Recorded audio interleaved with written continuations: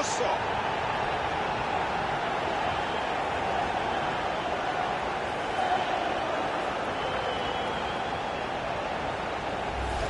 Están volcando el resultado a su lado, Mario. La diferencia es muy amplia. Sí, si tenían una pequeña oportunidad se le acaba de ir ahora. Ese gol merece que lo veamos de nuevo.